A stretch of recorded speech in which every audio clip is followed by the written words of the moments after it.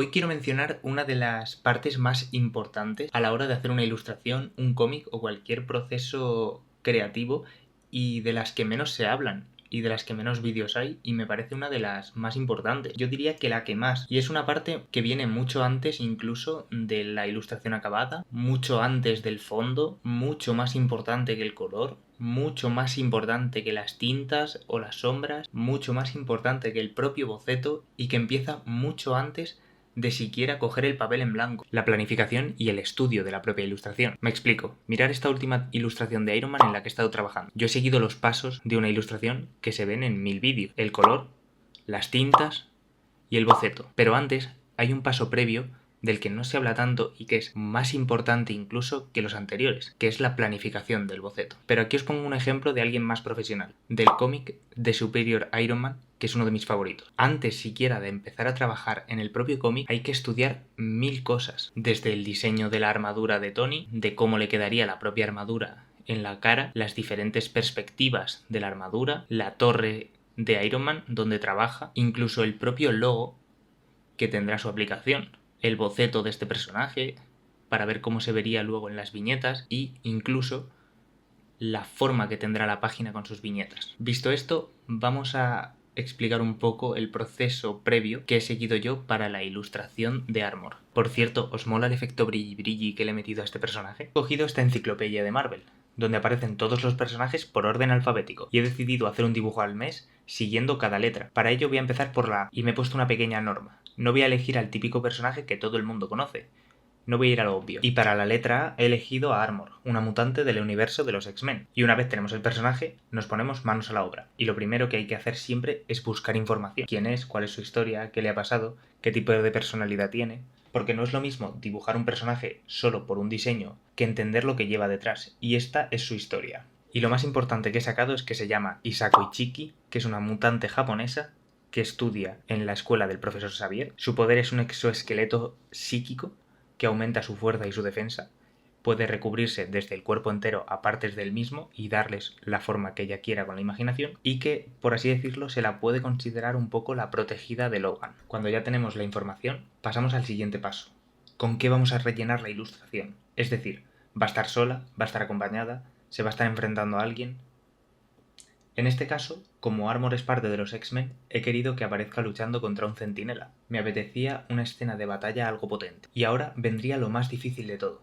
¿Qué queremos contar? ¿Qué tono queremos que tenga la ilustración? Porque no es solo dibujar, es narrar. En mi caso, yo quería algo más trágico y más de acción. Mi idea principal es que Armor estuviera luchando contra el centinela. Pero no en una pelea cualquiera. Quería que ya hubiera pasado algo. Quería que hubiera perdido algún compañero, que los centinelas hubieran hecho algo que la enfadase profundamente. Por eso mi planteamiento es que Armor esté dentro del centinela y lo esté destruyendo desde dentro. No es solo un enfado, es dolor, es mucha ira contenida, liberándose de golpe. Cuando ya lo tenemos, viene otro de los puntos más importantes. ¿Cómo lo contamos? Porque al final estamos usando un papel, un plano 2D, y tenemos que convertir ese plano en una ventana a un mundo 3D. Nuestro papel sirve literalmente como una ventana que enseña el mundo que estamos imaginando, y por eso es tan importante decidir cómo lo vamos a contar y mostrar.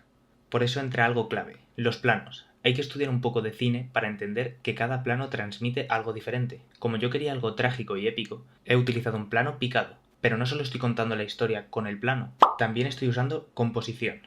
Si os fijáis, he construido en la imagen un triángulo, siendo la cabeza el primer punto y los hombros del centinela los otros dos. Esto dirige la mirada directamente al foco principal, la armadura rompiendo el casco. Y luego está la postura y los gestos. Aquí es donde el dibujo cobra vida. Yo he querido contrastar muchísimo el robot frío, el centinela con movimientos rígidos y mecánicos, con una Armor mucho más viva, más desatada y más enfadada. Por eso exagero su postura, abriendo mucho la mandíbula, echando los hombros mucho hacia atrás, y por último, la perspectiva. En este caso, he utilizado una perspectiva de tipo de ojo de pez, que a mí me gusta mucho y que deforma la escena, y la hace más dramática. Vale, aquí tenéis mi pequeño blog o cuaderno, que realmente siempre lo tengo encima de la mesa y lo utilizo cuando me apetece dibujar cualquier cosa. Como veis, yo he hecho diferentes pruebas de lo que quería mostrar. Sabía que quería que el centinela estuviera siendo destrozado y Armor saliendo de él, rollo Alien, cuando sale del pecho, pero no sabía cómo, Así que hice diferentes pruebas, posturas, hasta que llegué a lo que vais a ver ahora, que es la idea que más me convencía. Pero veis que está totalmente alejada de lo que ha terminado siendo. Pero una vez tengo claro eso, hay que estudiar cómo lo voy a mostrar y estudiar cómo va a ser el personaje. Yo primero me centré en el centinela. Voy a quitar esto, que ahora os explico qué es. Primero hice unas pequeñas muestras de cómo dibujar un centinela hasta que llegué a esta, que es la final con el ojo de pez o la perspectiva, para ver cómo la quería. Una vez ya lo tenemos, es momento de pasar a ver cómo quiero que sea el monstruo. Yo quería que fuera como muy hecho de músculos, como estaba muy enfadada, y también un poco basándome en Rika. Y luego el acetato. Yo lo que hago con este acetato es dibujé un poco el modelo base de lo que sería la armadura, y como estoy utilizando dos personajes, este es un truco, que esto se me ocurrió a mí, pero no sé si se usa, y es, como aquí tengo dibujado al centinela, pongo por encima el acetato y veo dónde queda mejor lo que sería la armadura, porque si lo pongo encima, lo tapa. Si lo pongo ahí, tapa los ojos y tampoco se ve muy bien qué es lo de abajo. Pero si lo ponía justo ahí, me parecía la posición perfecta y así puedo jugar con la posición de los dos planos. Y una vez ya tengo todo planificado, ya hago lo que sería un pequeño boceto de la ilustración final.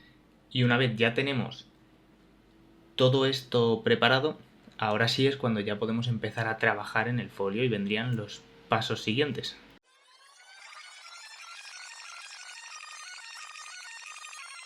Y nada, yo estoy muy contento con el resultado de la ilustración. Creo que es un salto de nivel flipante.